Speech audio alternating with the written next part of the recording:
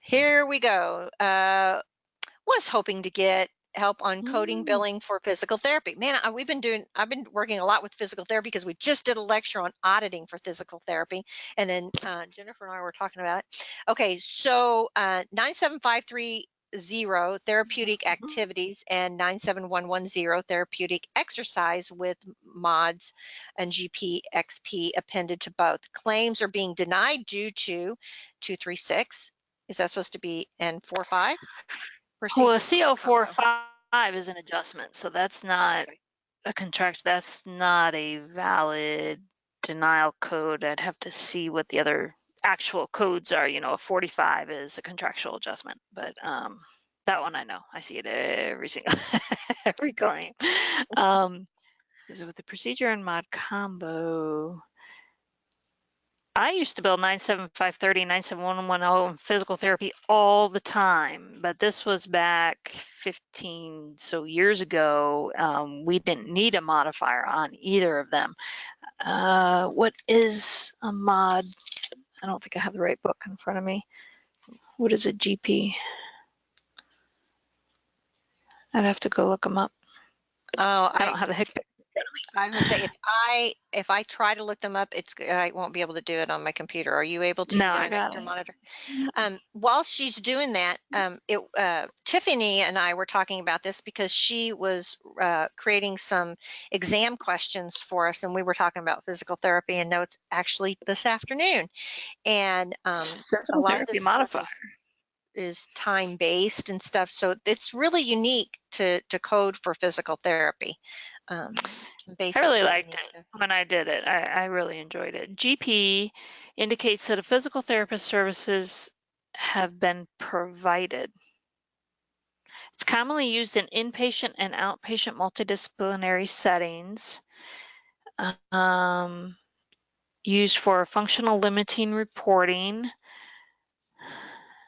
Use this modifier in any case where there could be a confusion as to which provider delivered the services to a patient, such as in an interdisciplinary therapy setting. So to me, I read that as it's not necessary unless you have multiple disciplines in your physical therapy and the patient was having multiple things at one time. KX, after the patient has exceeded their Medicare threshold, then you bill the KX.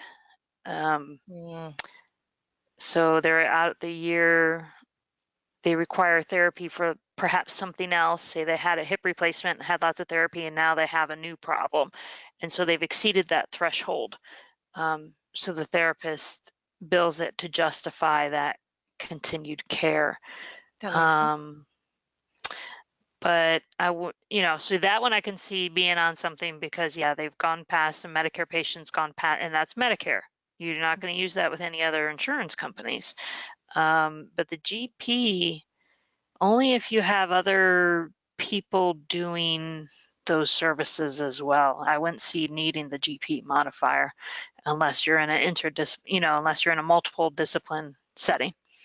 Yeah, but that could be, if you're using both of them on the same claim, then that could be why they're denying. So this might be something that we can do some topic requests on, more information on physical therapy. So the course that we just finished, auditing, the last one was good. We did that. There are so many changes right now coming up with physical therapy. The biggest one is physical therapists will now be MDs. Physical therapy is now a doctor program. They have one? Wow, I did not know that. No, all of them will now be credentialed. It was a bachelor when I first wanted to go into it, and then it became a master at that time. Now it's a MD PhD level.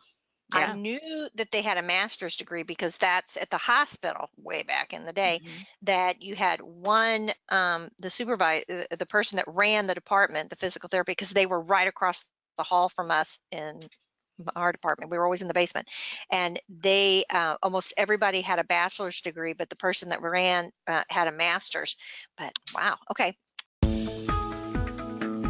Do you need more medical certification and business training? Learn more at www.cco.us.